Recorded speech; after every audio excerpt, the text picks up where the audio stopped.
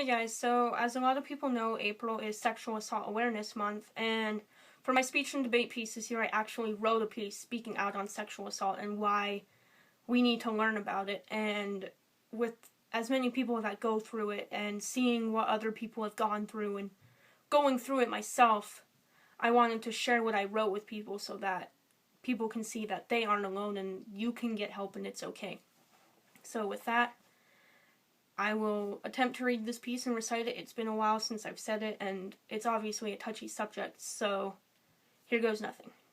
What were you wearing that night? This is the first question I was asked the night I filed a report at my local police station. If you haven't guessed, based on the question, I filed a sexual assault. Now, I'm not trying to have a sob story or get pity points, but people need to hear this. On November 5th, 2014, I was sexually assaulted.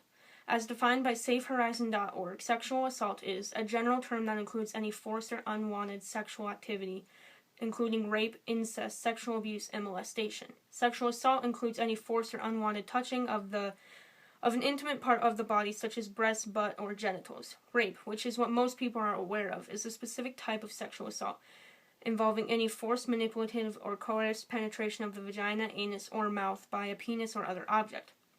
Sexual assault or rape is not a crime of passion but a crime of violence, using sex as a weapon to overpower and to degrade the victim. A rapist can be a stranger or someone the victim knows, including a spouse, date, or family member. It is important to understand that it was against the victim's will. It was against my will. According to SafeHorizon.org, women are more likely to be victims than male, about 182,000 women to 40,000 men. It still happens to men. Men are not to be ignored in this. Men and women both matter. Most women who are assaulted or raped are under the age of 24. I was 16. In most cases, when a woman is assaulted, she was familiar with a person doing it, be it through an intimate partner or even a friend, family member, or just someone that they generally know.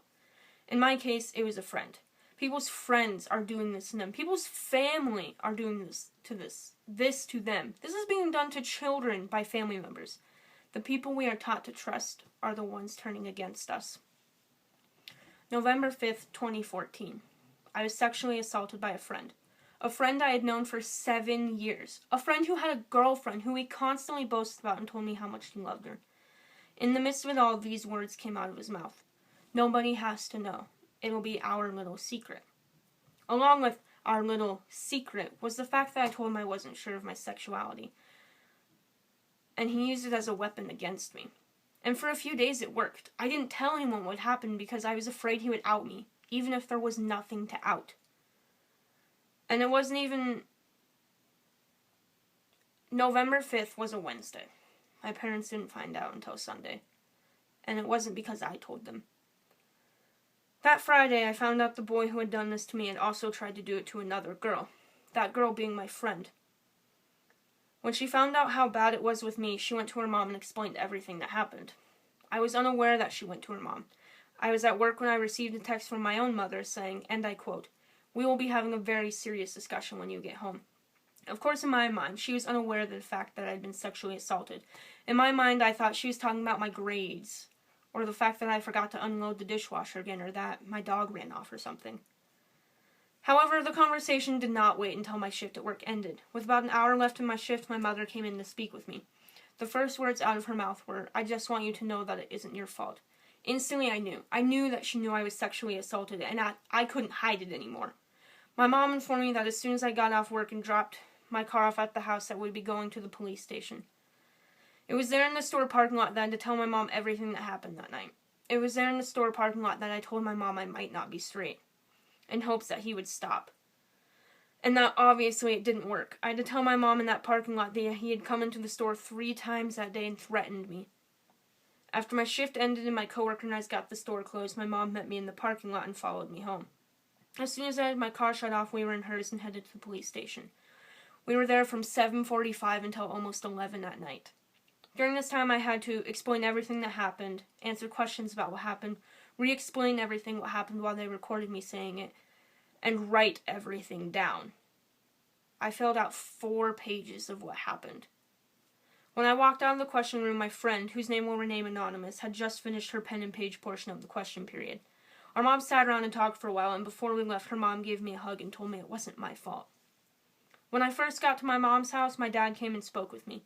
That night I saw my father cry for the first time. He kept saying he was glad it wasn't worse, and by worse I know he means rape. But at the same time I can't help but feel like he pointed the blame at me somehow.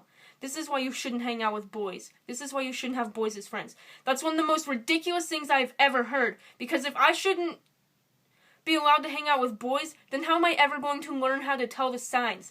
I should not be afraid of every boy taking advantage of me. And I wasn't. But now, I am. If I don't have boys as friends or don't socialize with boys, then how am I supposed to be able to learn those warning signs? Furthermore, this doesn't just happen to women. This happens to men. And if by that standard women aren't supposed to hang out with men because they could be raped, then men shouldn't hang out with women because they could be raped. And then our world is left in pieces. From a young age, I was always taught, don't let a boy touch you inappropriately, or no sex until marriage, it can make you impure. But not once have I heard my parents tell my younger brothers, if a girl says no, it means no. Not once have my parents told my brothers, women are not property, and if you want sex from them, they do not owe it to you at all. Why is it that in our society, women are frowned upon for having sex with multiple men, but men are applauded for the exact same act? What really needs to be understood by people everywhere is that if a person is sexually assaulted, it is never their fault. Ever. The victim is not to be blamed. They obviously did not ask for this. Consent was not given. That is what makes this an assault. I'm sure some people will hear my story and say, well, she deserved it. She shouldn't have been alone with a boy. They're wrong. Now, 3 months later, I've had little happen. Shortly after I reported the assault, the boy stayed out of school for 2 weeks because he was depressed of the charges being brought against him. He was depressed. He assaulted me, and he has the nerve to say he's depressed. He probably doesn't have nightmares about what happened that night. He probably isn't ridiculously jumpy because of that night. He doesn't have to go to school full-time anymore. He's a part-time student starting his senior year today. My case is still in the system, but we haven't heard anything about it since November. And it's May. I'm stuck wondering if I'll ever get justice, whereas he's going around bragging that he just got a new car. This isn't something to be kept secret. Victims should be able to come forward and explain what happened without being afraid that they'll have to go through victim blaming. We as a society need to stop victim blaming. We need to recognize that this is a serious problem people go through every single day. It could happen to your son, your daughter, your best friend. Anyone you know could have gone through this. Remember when they asked me what I was wearing? Sir, I was wearing jeans and a t-shirt.